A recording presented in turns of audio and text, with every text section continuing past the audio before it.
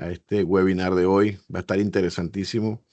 Los invito antes de comenzar y voy a ir un poquito como al punto porque tenemos poco tiempo, ya que esta información es muy, muy, muy nutritiva y además muy rica, muchísimo por hablar. Vamos a tratar como siempre de resumir al máximo para que nos alcance el tiempo. Voy a comenzar compartiéndoles mi pantalla, pero antes de eso, quiero darles un par de indicaciones interesantes. Quisiera invitarlos a que tomen papel y lápiz para que en el transcurso de mi exposición, si surge cualquier pregunta, la anoten y la pasen pues por acá, por el chat.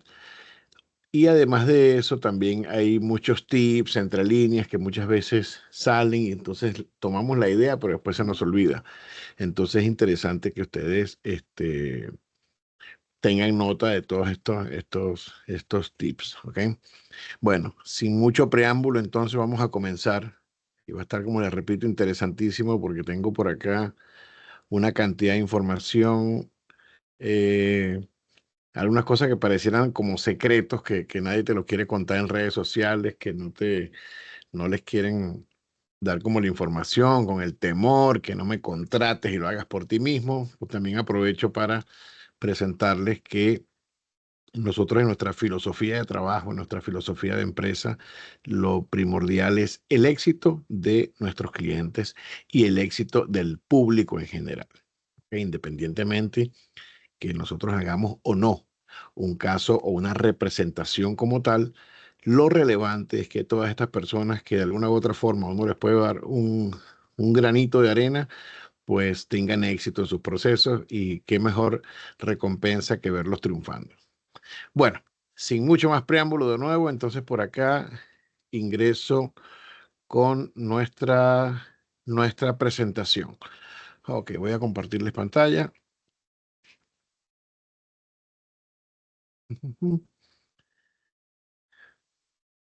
Ok, excelente.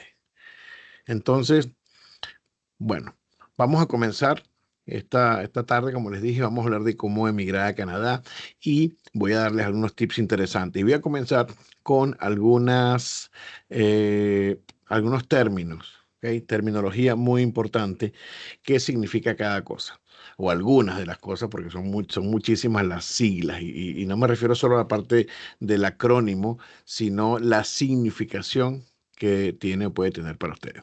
Vamos a comenzar con emigrar y viajar. Son dos cosas distintas. Para Canadá, emigrar es un acto legal. Tomen nota, recuerden. Emigrar es el acto legal de recibir tu residencia permanente. Cuando usted recibe el estatus de residente permanente, es cuando el Ministerio de Inmigración considera que usted acaba de emigrar a Canadá. Muy importante esto, muy importante tenerlo en cuenta porque hay algunos conceptos que los emigrantes no conocen y esto los confunde y los hace caer muchas veces en situaciones no deseadas. ¿Por qué? Porque una cosa es viajar a Canadá. Yo me vengo a Canadá a vivir y otra cosa es yo emigré a Canadá. Cuando yo me monto en un avión y arribo a Canadá, acabo de viajar a Canadá. Pero si yo llego a Canadá como visitante, o sea, como turista, visitante, o yo llego como estudiante, o yo llego a Canadá como trabajador, yo no he emigrado a Canadá, aunque mi intención en ese viaje fuera venir para vivir en Canadá, para quedarme en Canadá o para estar en Canadá. Incluso si usted viene como trabajador a Canadá y se queda en Canadá y pasan, voy a hablar cifras un poquito exageradas, pero para que entendamos el peso del concepto. Si usted viene a Canadá como trabajador o como estudiante y se queda 10 años como trabajador, usted no ha emigrado todavía. Usted está en Canadá, usted viajó a Canadá, usted se vino o se mudó a Canadá, pero no ha emigrado. La emigración ocurre en el momento en que usted recibe el papel que lo identifica como residente permanente. Por eso es que el concepto de newcomer, o sea, de recién llegado, es una persona recién emigrado, o sea, alguien que recién se volvió residente permanente. Es muy importante conocer eso, ya que cuando están en Canadá, entonces hay programas para newcomers y tú dices, pero yo soy recién llegado, sí, pero recién viajado a Canadá. No es lo mismo que recién emigrado, o sea, el verdadero newcomer. Ese punto muy interesante. Ahora bien, vamos a hablar de los job offers, las ofertas de empleo. Un job offer tiene que ser válido para que este job offer le permita venir a Canadá y trabajar en Canadá. Y la palabra válida, ¿cuándo aplica? Cuando esa oferta de empleo está acompañada de otro documento, que es el LMIA, que lo ven a un costado. Al lado de Valid Job Offer está el LMIA, sus siglas en inglés. Entonces, LMIA significa Labor Market Impact Assessment. Traducido al español significaría algo así como análisis de impacto en el mercado laboral.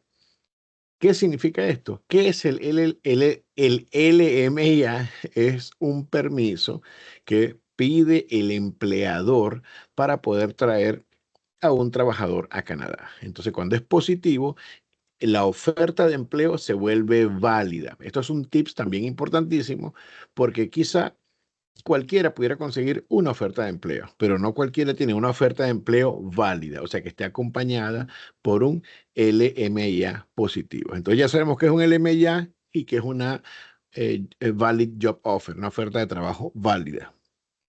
Entonces, la educación. Muchas veces también escuchamos, si tienes una educación, se refiere a que tengas un título, un certificado o un diplomado en educación superior, bien sea un college o una universidad.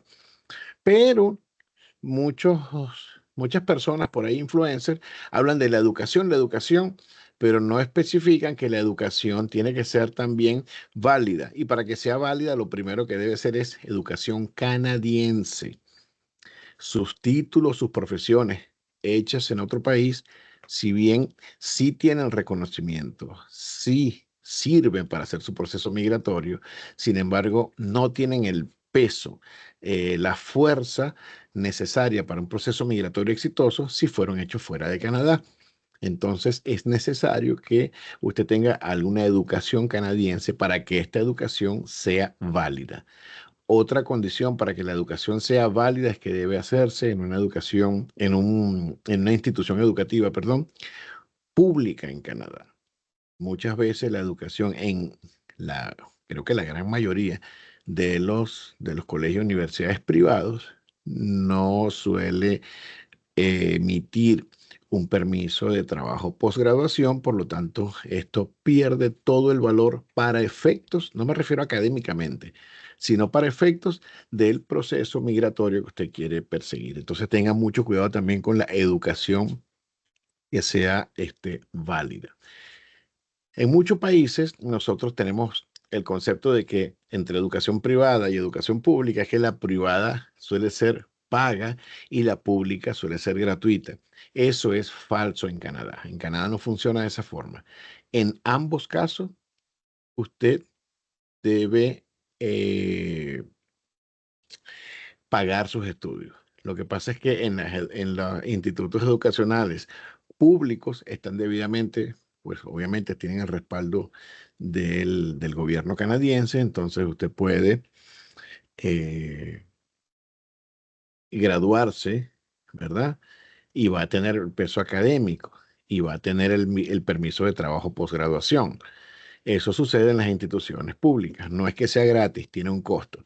Y las instituciones privadas también tienen un costo, muchas veces bastante similar al costo de la educación pública, pero solo que si no tienen el reconocimiento debido en términos legales, entonces estas instituciones no le pueden emitir un permiso de trabajo posgraduación y van a tener pues falencias con el puntaje para lograr la residencia permanente o lograr, digamos, entrar en el programa que ustedes estén apuntando para su residencia permanente. Entonces, esto es importante. Quiero recordarles un paréntesis que siéntanse en toda libertad de activar sus cámaras, podemos vernos las caras. No necesariamente es un requisito. Si alguno por alguna razón personal no se siente cómodo compartiendo su imagen, pues también con todo el respeto. Sin embargo, los invitamos pues para que pueden compartir sus cámaras, pueden abrir sus cámaras y compartir su imagen.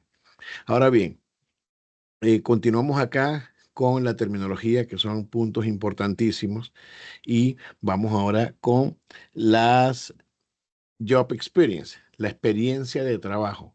Sucede algo muy similar. La experiencia de trabajo se trata de trabajo canadiense y pasa algo, como repito, muy similar con la educación. Venimos y decimos, no, yo tengo 5, 6, 7 años de experiencia de trabajo en mi profesión, en mi área, pero es educación hecha en su país, perdón, experiencia de trabajo hecha en su país y esta no es válida para efectos del programa o puede no serlo. Últimamente se han estado cerrando programas, se han estado cambiando programas y han estado surgiendo nuevos programas. Por eso que les invitamos siempre a seguirnos en redes, más que todo por el hecho que es una forma de mantenernos al día, ya que últimamente hay un maremoto de cambios en el sistema migratorio canadiense. Entonces, bien, eh, vamos a entrar un poquito en materia ahora de los programas migratorios. ¿Cómo puedo lograr mi residencia permanente para vivir en Canadá? Ok, existen tres maneras. Esto estamos hablando dentro de lo que son programas migratorios. Uno es a través de algún programa federal. Los programas federales son el Federal Skill Worker, el Federal Skill Trade Worker y el Canada Experience Class. Estos son programas para profesionales, ¿verdad?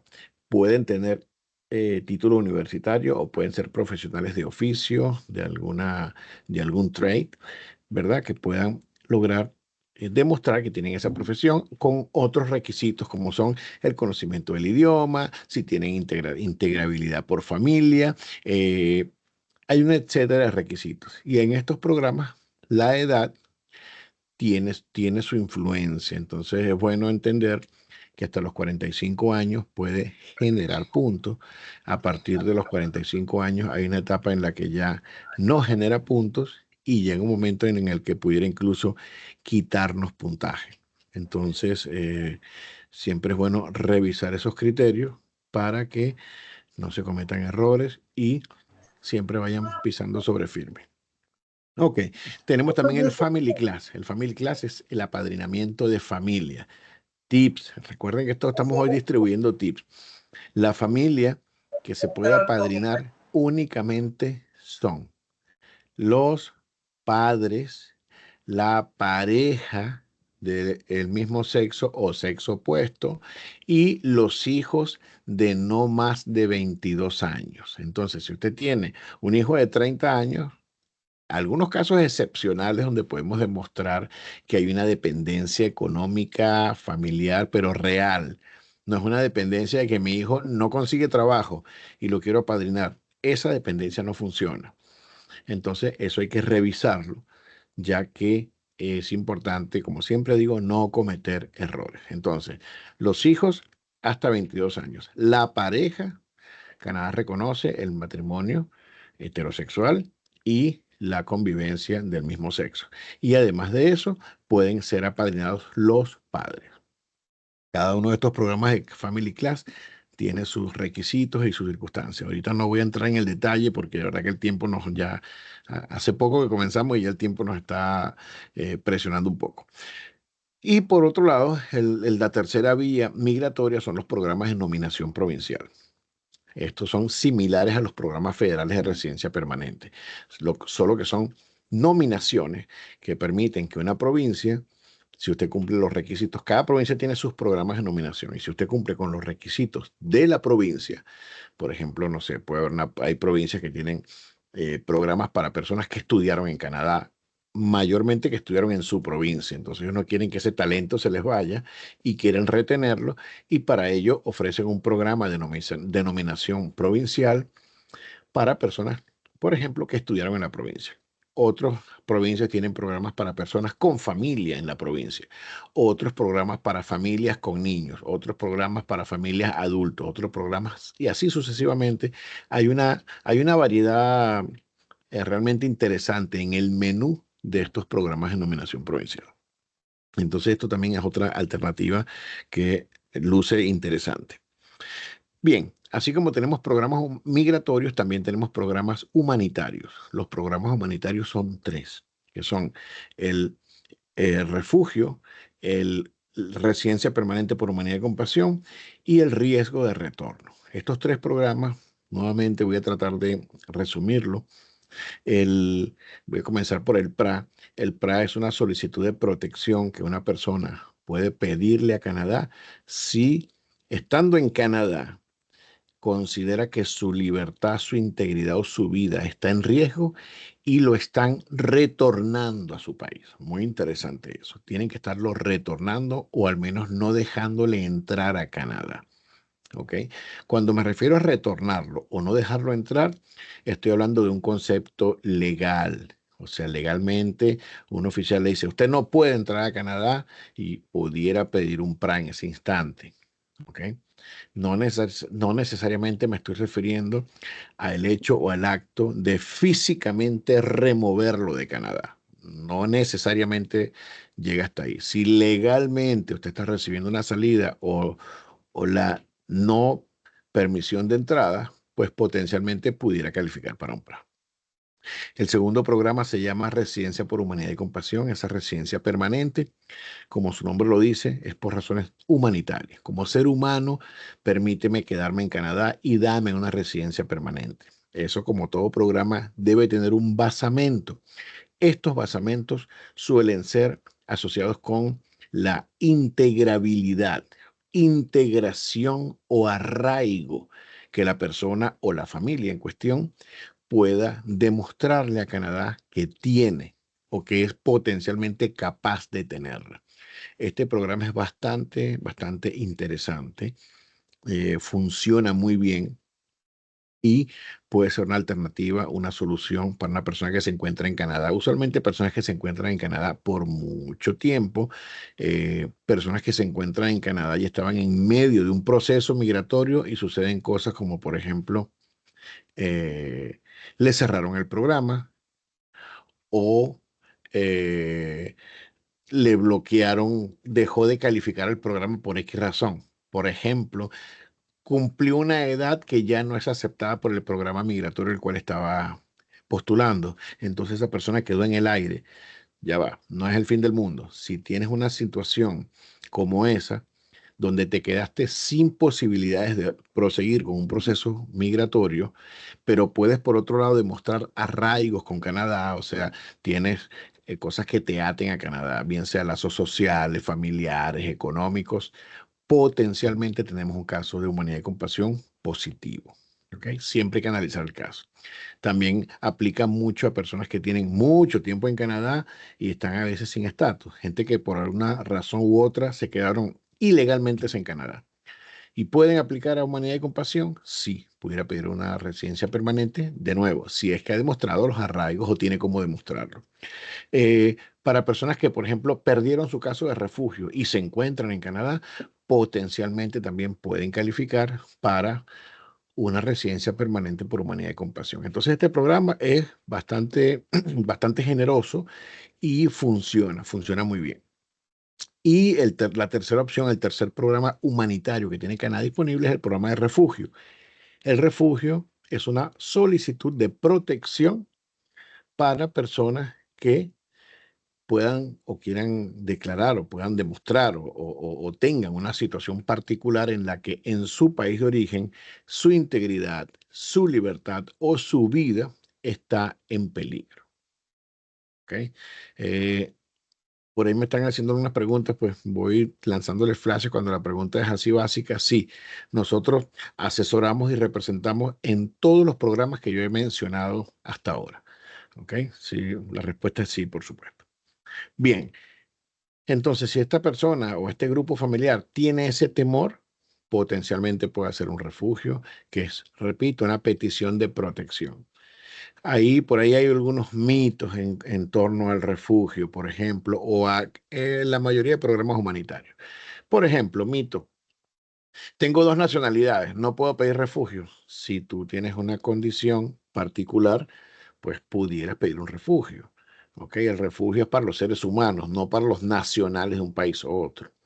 Otro mito, que yo tengo nacionalidad de un país que no está en guerra y que no tiene una crisis humanitaria como la de Venezuela y que no tiene una situación de violencia como la de Colombia y México y que no tiene una invasión de bandas criminales como está pasando en el sur, en Perú, en Argentina, en Chile.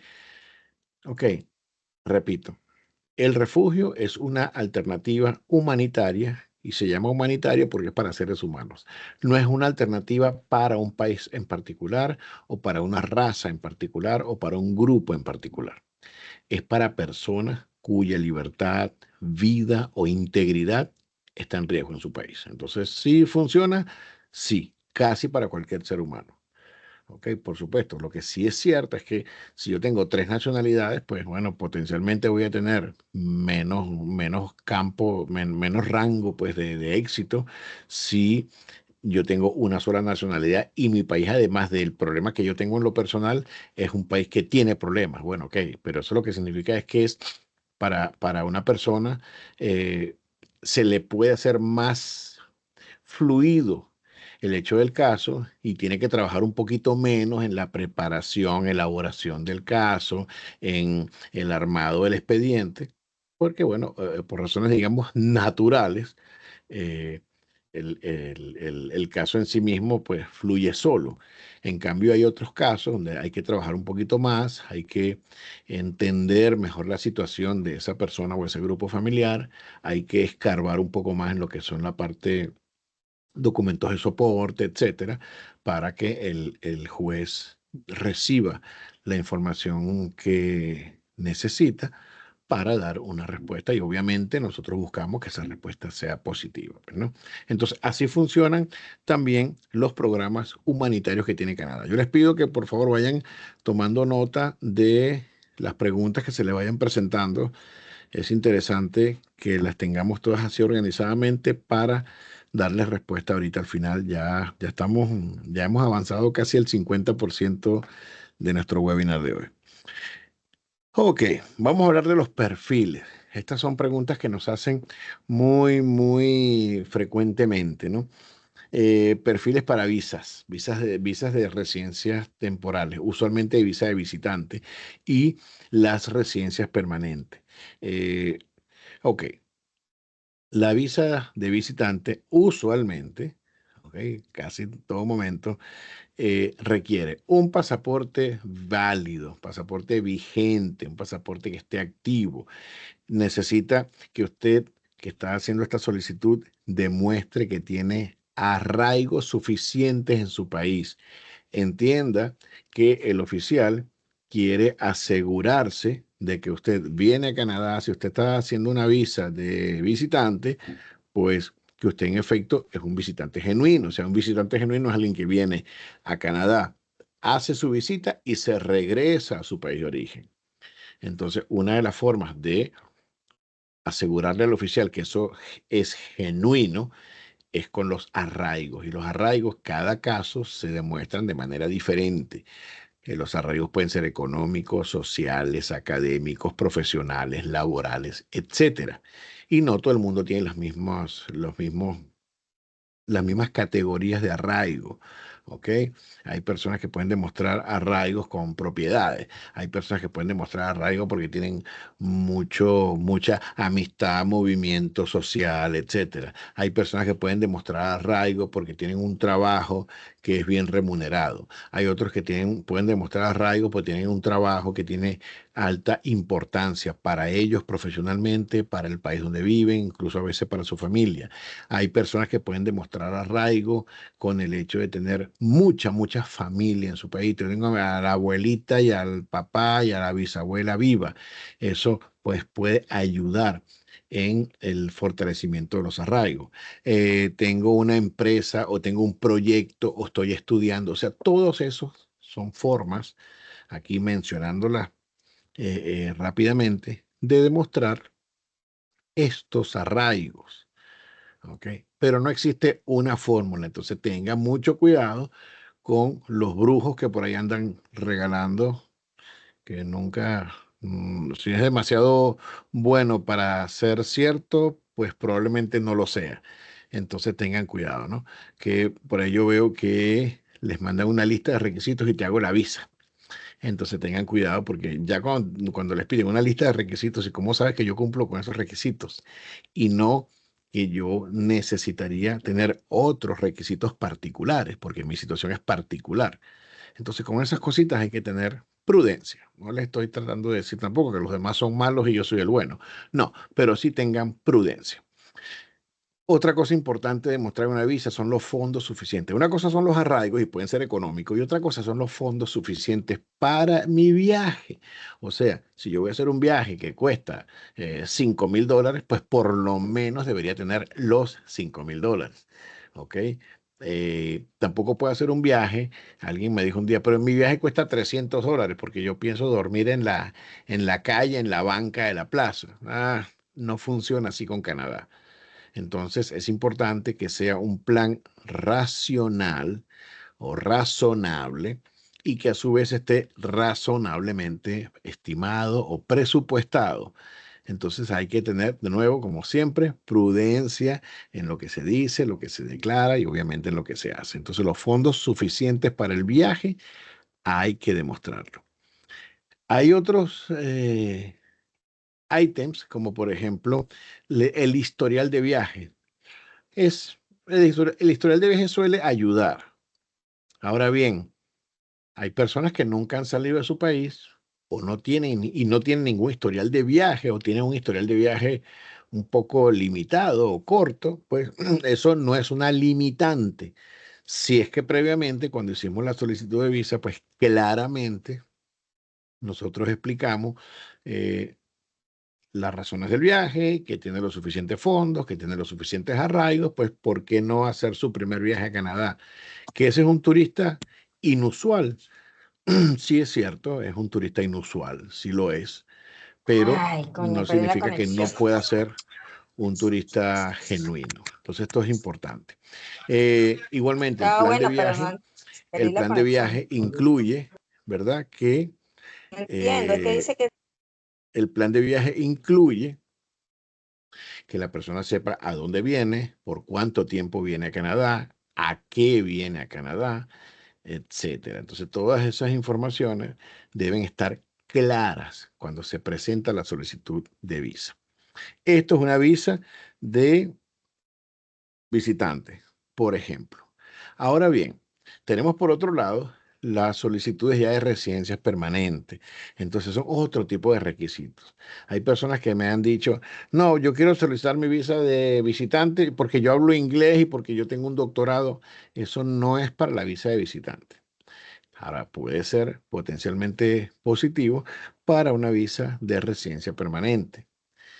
A mí no me gusta mucho llamarlo visa de residente permanente. Yo prefiero llamarlo solicitud de residencia permanente bajo, porque siempre debe ir bajo algún programa como los que les mencioné anteriormente.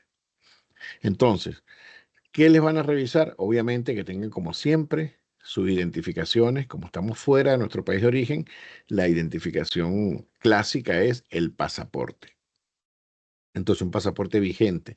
De acuerdo al programa, se le pueden exigir que usted tenga una educación académica determinada de acuerdo al programa. Hay programas donde solamente la secundaria es suficiente, hay otros programas donde no necesariamente te piden o te exigen una educación determinada y hay programas donde exigen que tengas una carrera o que tengas algo superior a una carrera, como por ejemplo un doctorado, una maestría, etcétera. Entonces, la educación puede ser relevante. También el tema de la experiencia laboral. La experiencia laboral, pues también, igual que la educación, suele ser importante. Ya hablamos al principio de la educación válida y de la experiencia de trabajo válida.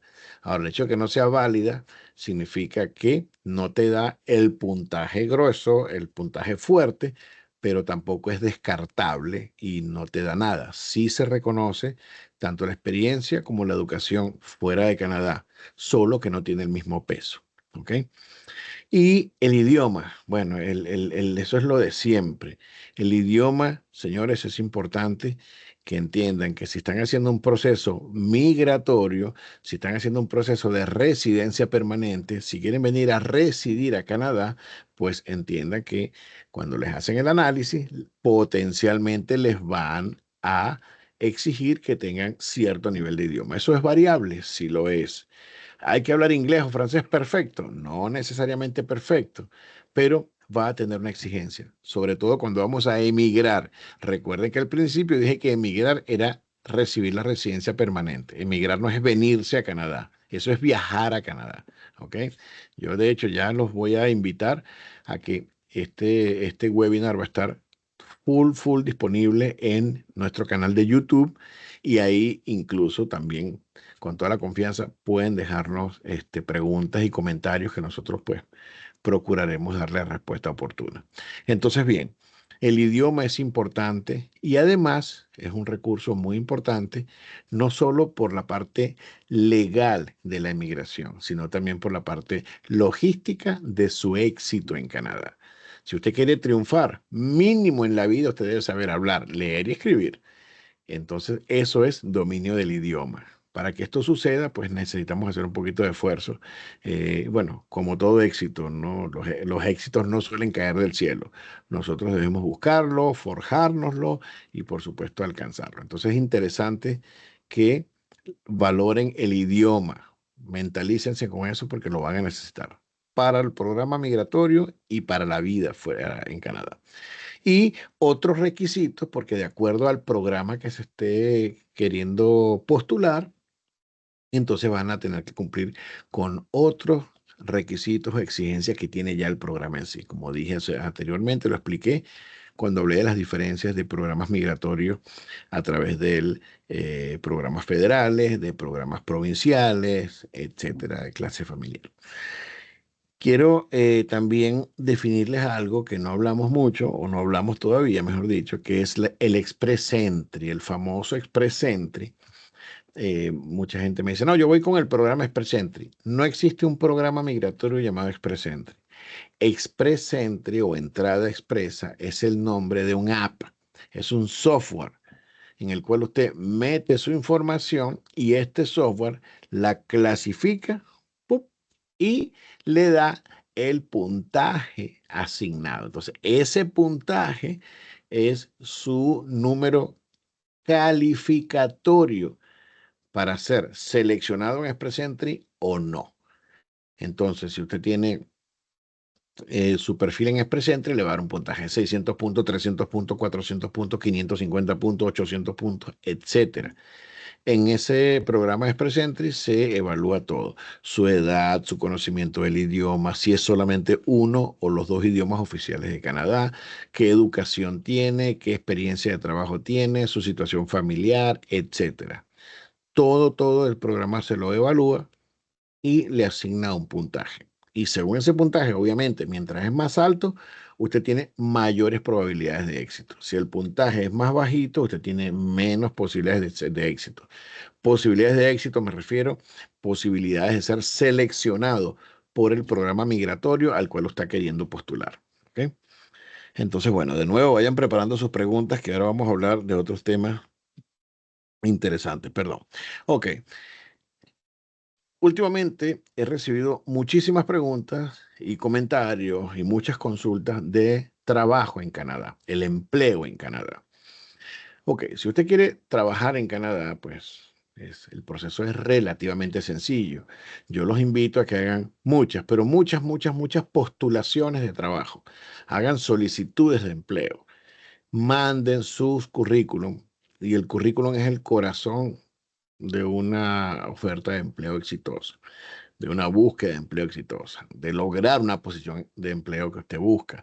Entonces, bien, varios tips que le quiero dar en la creación de ese currículum, que es esa primera imagen que usted le va a presentar a un potencial empleador. Entonces, número uno, el formato. El currículum suele ser simple. En algunas culturas, los currículum gruesos, enriquecidos, suelen ser vistos o definidos como un currículum sólido, como un buen currículum. En Canadá, esa realidad no funciona del todo. Es más, funciona muy poco. Entonces, cuídense de ustedes mismos. El currículum, una página. Por ahí dos. pero una página suele ser suficiente. En su estructura, el currículum debe llevar primero su información de contacto, su nombre, su apellido, quién es usted. Luego de eso, la información de su experiencia o la información de su estudio. Puede tener algunos párrafos o un párrafo dedicado a esa presentación que usted hace, que a veces tiene un conocimiento, una experiencia que no es académicamente adquirida ni tampoco fue adquirida con la experiencia de trabajo laboral. Entonces, algo en particular que usted sabe y quiere ponerlo a disposición de los empleadores. Es importante que el currículum no lleve fotografías, que no lleve fecha de nacimiento, que no lleve su nacionalidad, ni su lugar de nacimiento, ni su raza, ni su religión. Una vez leí un currículum que decía, fulano de tal, padre de 2 hermosos niños, casado con una mujer maravillosa, juntos han trabajado para prosperar y tata. Una leyenda romántica muy bonita, pero eso no es lo que está queriendo comprar un empleador. En Canadá no tenemos tiempo, en Canadá estamos trabajando, estamos ocupados, no estamos apurados, como alguien me dijo, sino que estamos eh, organizados, tenemos una agenda de trabajo y tenemos tiempos limitados, como hoy, por ejemplo, ustedes tenemos 1 hora para hacer este programa. Entonces, ¿qué ocurre? Que si usted me presenta un currículum que yo tengo que sentarme y tomarme un café para poder leerlo con calma, no lo voy a leer. Eso no va a suceder. Entonces ahí yo me encuentro con algunos comentarios muy frecuentes que son, no, es dificilísimo. Yo he mandado más de 1000 currículum y nadie jamás me ha llamado ni me ha contactado. Me parece raro y quiero pensar que eso es atribuible a que usted está usando un formato de CV de currículum equivocado. Otra cosa importante es las instrucciones que les dan. Yo he visto mucho que cuesta seguir instrucciones. Se les dice, mire, mande un fax. Él lo manda por email o lo lleva en persona. No es así. Si le dicen, mándelo por fax, pues mándelo por fax. Si le dicen, tráiganlo en persona, es para que lo traiga en persona. No es a capricho de las empresas o los empleadores que se hacen este tipo de peticiones particulares. Entonces es importante seguir las instrucciones. Y así. Quiero comentarles como un bono de esto, nosotros creo que se lo ofrecimos por ahí, los invitamos a que entren a la página web, que ya se las voy a escribir por acá en el chat, mi equipo me va a ayudar con eso, 747canadá.com. 747canadá.com es una empresa aliada de nuestro grupo de empresas, es una empresa dedicada al reclutamiento. ¿Ok? Y en esa empresa, pues, parte de los tips e informaciones que compartimos con el público, existe también un formato, un template de currículum, digamos, en formato canadiense. Entonces, ahí tienen un ejemplo bien didáctico y muy claro de cómo se debe estructurar un currículum en el formato canadiense, al estilo canadiense. Entonces, ahí se los dejo. Igualmente, en esta empresa se van a comenzar a publicar vacantes de trabajo y estamos creando también un banco de candidatos, algo que no todo el mundo te lo quiere ofrecer. Entonces, la idea es, en lugar de tomar una vacante y ofrecérsela a muchas personas, la idea es tomar a muchas personas y tratar de distribuirlos entre las vacantes que ya existen.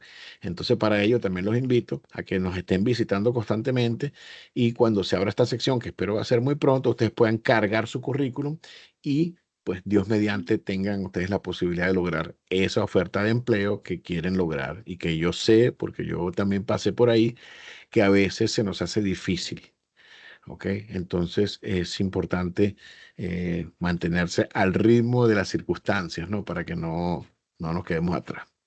Ok, entonces vamos a pasar ahora a las dudas. Ok, por acá tenemos algunas preguntitas frecuentes, sin embargo, tenemos unos 16 minutos y vamos a ver si podemos responder algunas preguntas que nos vienen haciendo ustedes acá en el chat. Eh, también quiero recordarles, hablando de currículum, que en nuestro canal de YouTube tenemos todo un video, una sección, un programa dedicado exclusivamente a la estructura de los currículum vitae del CV. Entonces, asistan a nuestro canal de YouTube. De nuevo, con toda confianza, pueden dejar ahí sus preguntas, comentarios y trataremos, como siempre, de responderles a todos y cada uno. Es importante que nos sigan. Estas son informaciones que vamos renovando de tiempo en tiempo para mantenernos, pues, al día y para mantenernos a la vanguardia de lo que exigen ahorita, como dice, el nuevo tiempo. Entonces, voy a parar de compartir mi pantalla. Aquí estoy de nuevo con ustedes.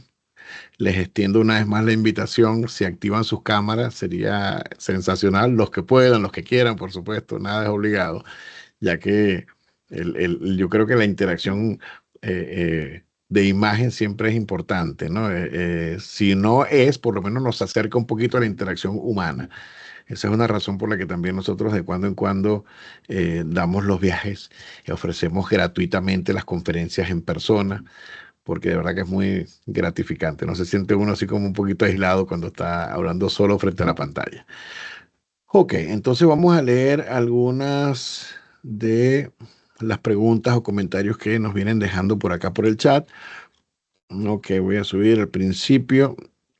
Entonces, si ustedes gestionan servicios por vías humanitarias, sí, definitivamente sí, sí asesoramos en todo lo que hemos hablado hoy y un poco más.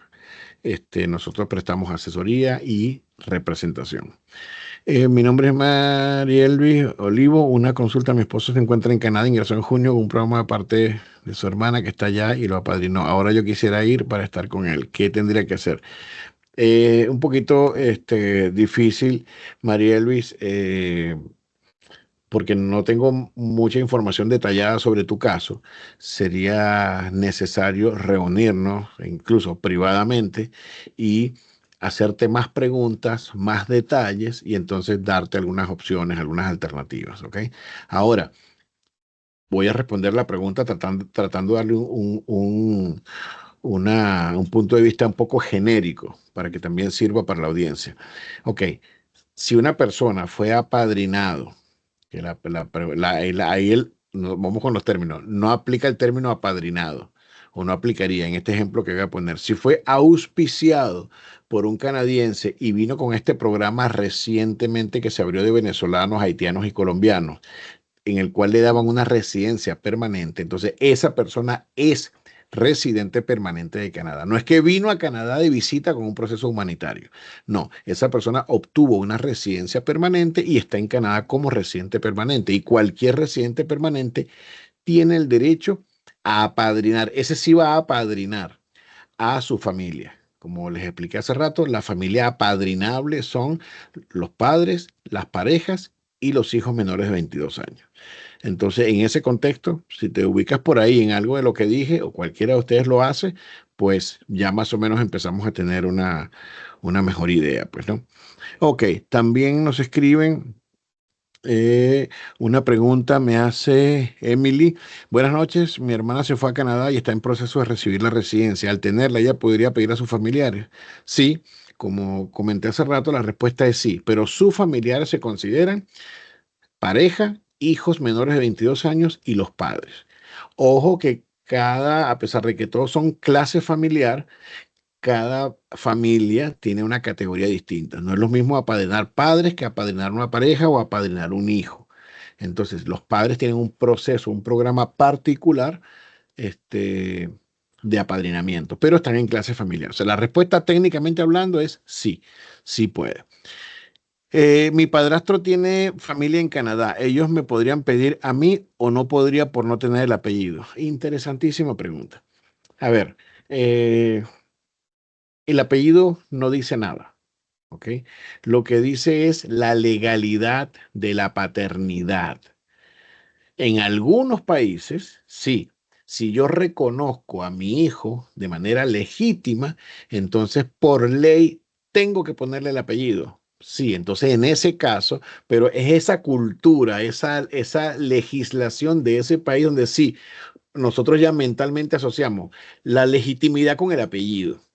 Pero hay otros países donde yo puedo reconocer a mi hijo y no debo darle el apellido porque no es necesario. Entonces, incluso hay países que permiten que el hijo lleve el apellido de la mamá o lleve el apellido del papá. Entonces, cuando es así selectivo, pues no asociemos el apellido con la paternidad.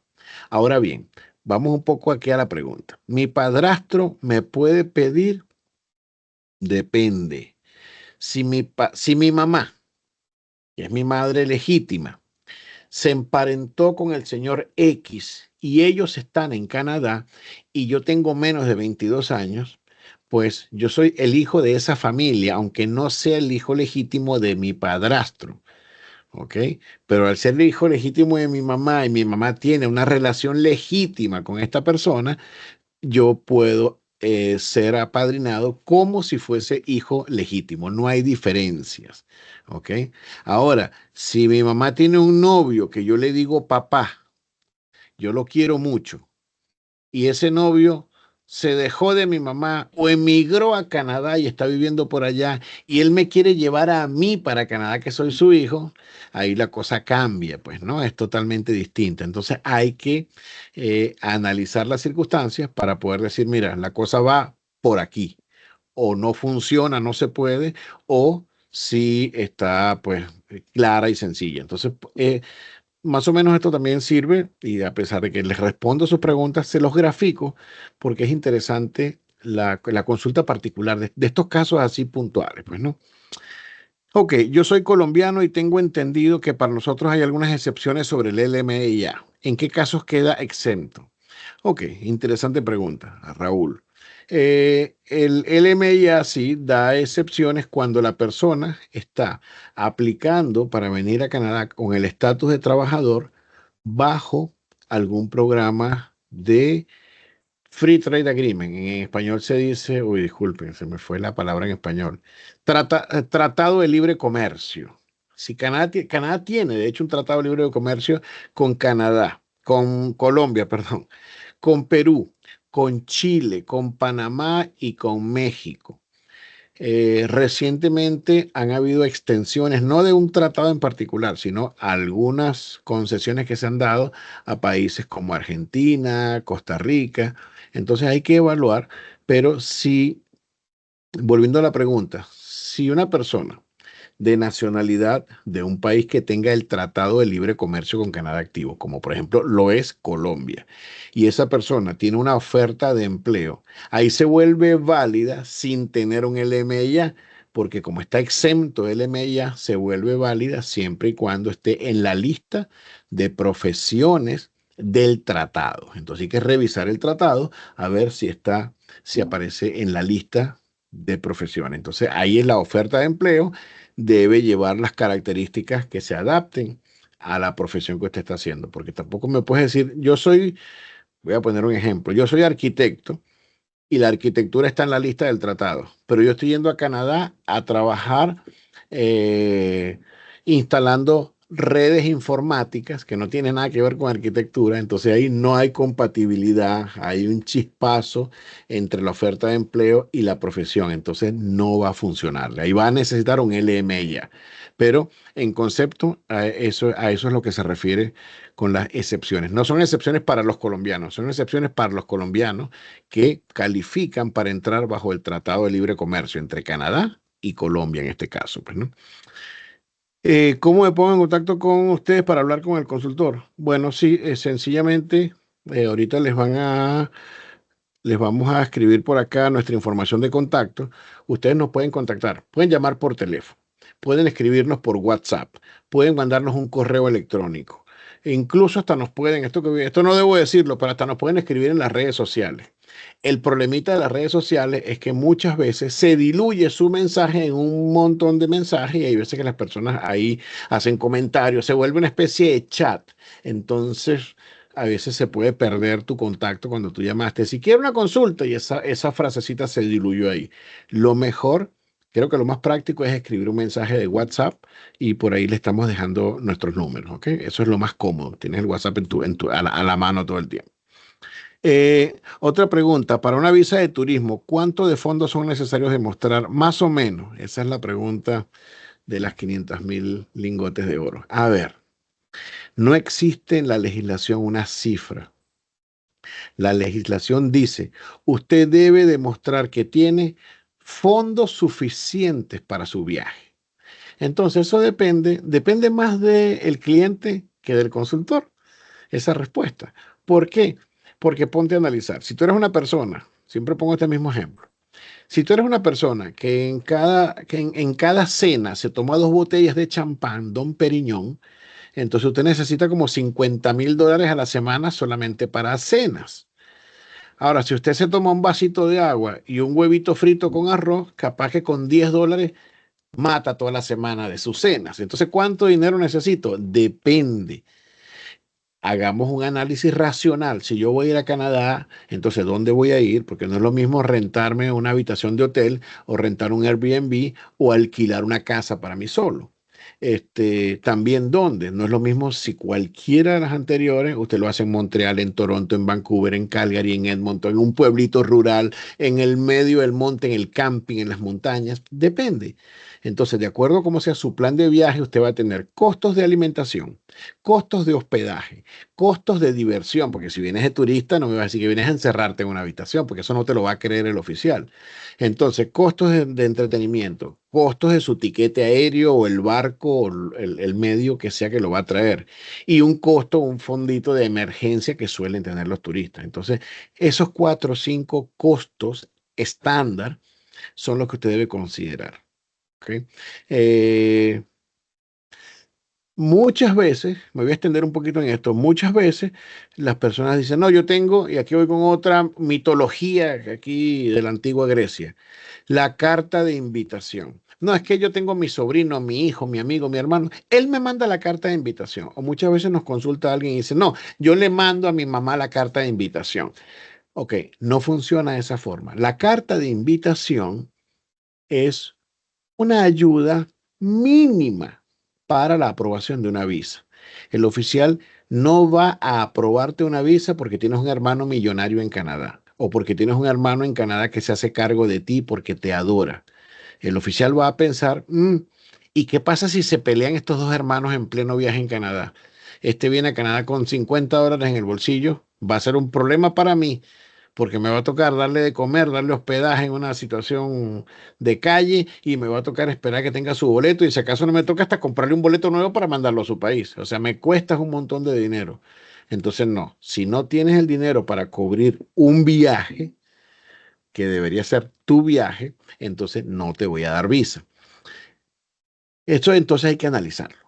Entonces me pongo y me siento a ver cuánto gasto en hospedaje, cuánto gasto en comida, cuánto gasto en entretenimiento, cuánto me cuesta un tiquete aéreo y basándome en eso hago mi presupuesto y ahí presento mi solicitud de visado. Digo, mira, yo voy a Canadá a esto, a esto, a esto, voy por tanto tiempo, voy en tal fecha y aquí tengo mi dinero.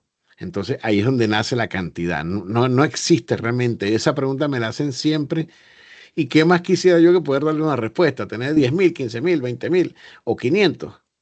Lo que sí les digo es que mientras más dinero, mayores posibilidades. Más tranquilo va a estar el oficial de saber o pensar o creerles que ustedes vienen para Canadá genuinamente como visitantes. Mientras menos dinero usted tenga, más pone en riesgo esa genuinidad que usted quiere venderle al oficial sobre sus intenciones de venir a Canadá, pasar X tiempo, una semana, 15 días, un mes y regresarse a su país. Ok, ¿qué requerimientos se necesitan para aplicar la visa de estudiante para realizar un posgrado en Canadá? Bueno, esa preguntas ya la medio respondí hace rato. Ok, los requisitos básicamente para estudiar en Canadá son: número uno, debe registrarse en una escuela, bien sea universidad o college. Usted debe estar registrado. Debe cumplir con los requisitos del programa. Yo les recomiendo la tendencia a los registros en instituciones públicas, no privadas. La mayoría de instituciones privadas son negocios como su nombre lo dice, 100% privados y sin yo ser ni negativo, ni envidioso, ni pesimista, pero entiendan que estas instituciones lo único que buscan de ti es el lucro económico. ¿Ok? Entonces, ¿qué pasa? Al nosotros caer en esa circunstancia, entonces vamos a hacer un pago, vamos a estar en una institución que lo único que le importa es el dinero, no le importa ni la calidad de los estudios, ni le importa tu futuro. En cambio, las escuelas o universidades o tecnológicos públicos del gobierno de Canadá, a pesar de que igual reciben casi el mismo precio, no crean ustedes que la privada, a veces la privada más bien es mucho más barata que la pública. Y por eso hay tendencia a que te seducen porque tú piensas, uy, este costo es más económico. Pues tengan cuidado que a veces lo barato sale caro. Entonces, las instituciones públicas que son, el gobierno tiene su mano ahí metida, le interesa, sí, por supuesto, también tu dinero porque estás pagando la educación, pero le interesa educarte bien, le interesa que tú te quedes en Canadá porque para ellos es una gran ganancia. Recuerden que Canadá necesita el recurso humano. Aquí un problema grandísimo que tenemos es que no tenemos suficiente gente para cubrir todas nuestras necesidades. Necesitamos gente que sean emprendedores, necesitamos empresarios, necesitamos trabajadores obreros, necesitamos médicos, ingenieros, arquitectos, economistas, gente que trabaje, gente que nos cuente un chiste, gente que nos sirva la cerveza, gente que invente la nueva cerveza, gente que de todos los niveles de seres humanos son necesarios en Canadá. Entonces, si son necesarios todos, imagínense aquellas personas que vinieron y ya se educaron en Canadá. Canadá no te quiere perder. Tú te vuelves un capital para Canadá. Ahora, Canadá no te va a pedir ni te va a rogar que te quedes. Canadá te vendió el estudio, ahora te va a vender la posibilidad de que optes por una residencia permanente y vivas aquí. A cambio de eso, te está ofreciendo, sí, vivir, yo creo que en el mejor país del mundo, con las mejores oportunidades del mundo, un país donde hay paz, tranquilidad, estabilidad económica, seguridad, buenas oportunidades de negocio, buenas oportunidades de empleo, pues yo pienso que merece la pena, ¿no? Pero hay que meterse por ese carril y tener bastante o lo más claro posible el concepto. Entonces, con el tema educativo hay que estar siempre bien asesorado y no guiarse solamente por lo que te digan por ahí en redes sociales, que yo veo que hay cosas que, bueno, mejor ni comentar al respecto. ¿Es posible vuelvan a aperturar el programa de residencia permanente para familiares de colombianos, haitianos y venezolanos? Yo creo que sí se puede abrir. Recién ahorita están llegando todavía, ¿no? Las primeras personas esos primeros residentes permanentes. Y yo creo que Canadá pues, está ensayando un poco cómo nos va con estas personas. ¿Ok? Cómo nos va significa que esas personas vengan y se inserten porque están recibiendo mucha cooperación del gobierno. Incluso algunos hasta les han pagado el boleto aéreo para que vengan. Aquí les están ofreciendo la escuela del idioma. O sea, les están ofreciendo herramientas de integración. Obviamente todo eso tiene costos. Y esos costos los cubre el gobierno, es una inversión. Como dije hace rato, te preparan, te educan, te entrenan y después tú me vas a dar en contrapartida toda esa educación, todo ese entrenamiento quedándose aquí. Eso se capitaliza socialmente al final del día. Entonces vamos a ver cómo va eso y yo creo que pues ahorita estamos en un año de elecciones y ustedes saben, pues los políticos son políticos en todas partes del mundo. Entonces yo pienso que eso puede ser una razón para que sí se reabra el programa, ¿no? Manténganse atentos con eso. Mi consulta es: ¿qué costo tiene llevar a cabo esas visas o solicitudes de residencia permanente realizadas por ustedes? Me pregunta Virginia. Bueno, depende, hay un montón de costos. Sería pues bien complicado, por eso es que nosotros no damos costos. Nosotros violamos todas las normas del mercadeo y ventas, les cuento eso. Una norma, por ejemplo, dice, cuando un cliente tiene la intención de comprar, no lo dejes ir.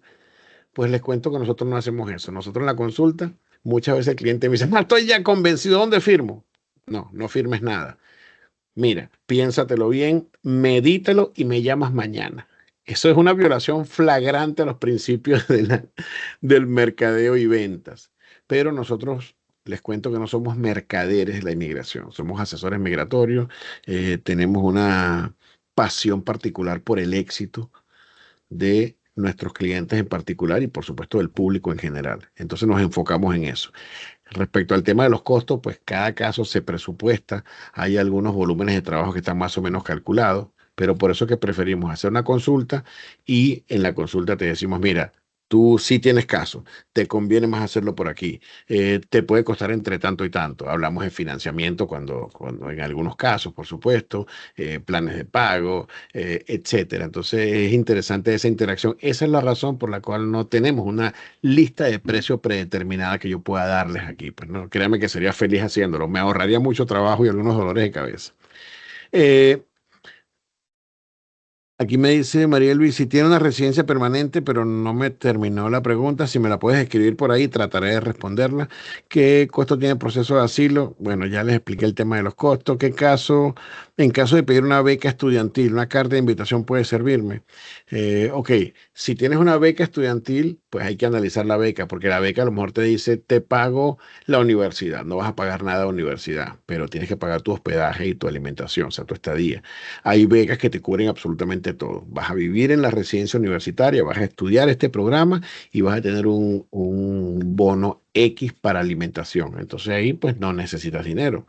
Es como los trabajadores no necesitan dinero. Puedes venirte sin dinero porque el viernes estás cobrando. Si vienes como trabajador con todos los requisitos cumplidos y como se dice, listo para empezar a trabajar mañana, pues, ¿no? Ok, el tiempo se nos agota y me presionan por acá. ¿Un hermano puede apadrinar a otro? No, ya comenté que los hermanos no se apadrinan, salvo excepciones muy, muy puntuales, pero técnicamente no. Solamente se apadrinan padres, parejas e hijos menores de 22 años. Licenciada en enfermería en Argentina, te consulto en caso de hacer mi residencia permanente, ¿podría llevarla a cabo por el programa federal?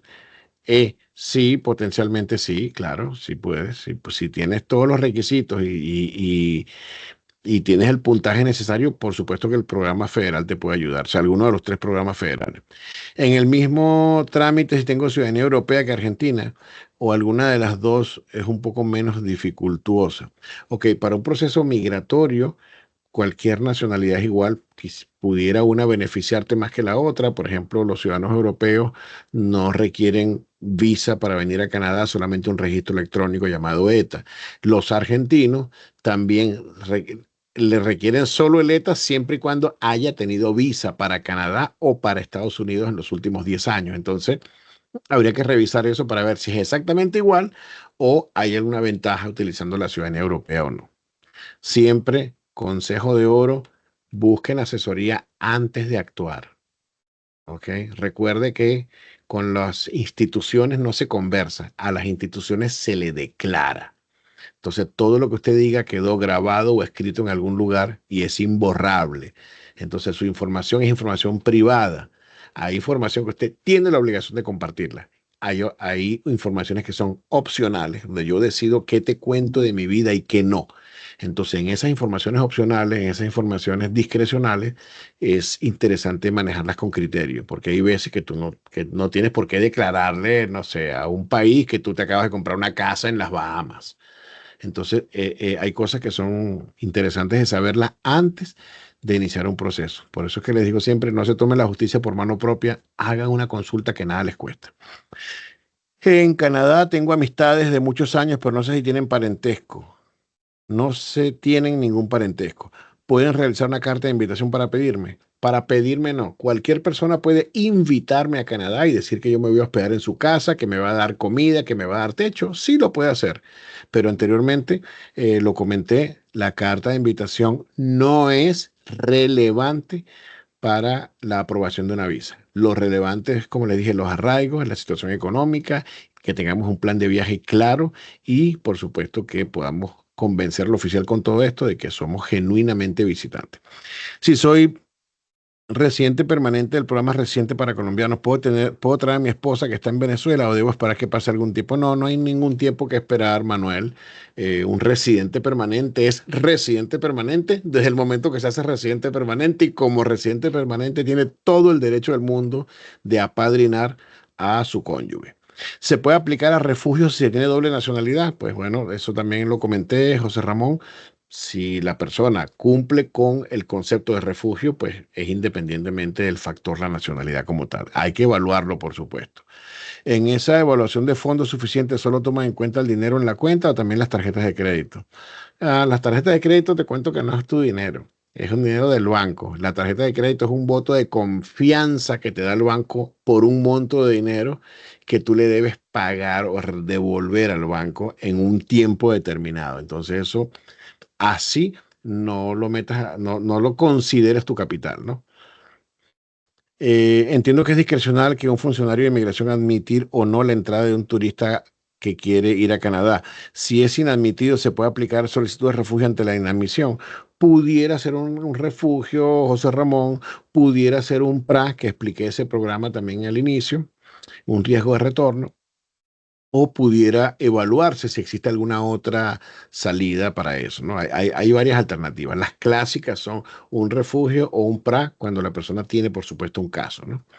Eh, es Marielvi, mi esposo fue auspiciado con su hermana en el programa de venezolanos, colombianos, haitianos, ya es residente permanente, llegó el mes pasado. Bueno, su esposo, pues, Marielvi, potencialmente pudiera apadrinarle si ya es residente permanente, ¿no? Entonces, bueno, con eso pues culminamos la sesión de preguntas, nos excedimos 10 minutos, 10 pesados minutos que por ahí, bueno, ya me están viendo feo. Sin embargo, quiero agradecerles la atención que han tenido el día de hoy. De verdad que el grupo se ha mantenido bastante estable. Eso significa que es muy satisfactorio, significa que les ha interesado la charla y para mí es enriquecedor, de verdad, también sentir que de alguna forma u otra les estoy dando un grano de arena a su éxito en Canadá. Entonces ya saben, regístrense si requieren una consulta, síganos en nuestras redes sociales. En YouTube tenemos un video completamente y exclusivo para lo que es el currículum. Les dejé el template de currículum en nuestro sitio web. Perdón, les dejé el link de 747 Recruitment. En ese sitio web tienen el template y quedamos, por supuesto, a su entera disposición. Contáctenos por WhatsApp, teléfono, correo electrónico, etcétera. Aquí les dejo de nuevamente la información de contacto. Les deseo lo mejor de lo mejor. Como siempre, mi palabra favorita es éxitos. Éxitos en todo lo que ustedes se propongan. Se me cuidan mucho y gracias nuevamente por su atención. Pues hasta pronto.